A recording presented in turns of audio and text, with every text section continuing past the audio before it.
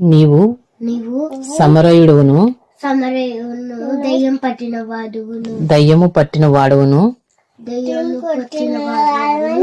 అని మేము చెప్పు మాట సరియే కదా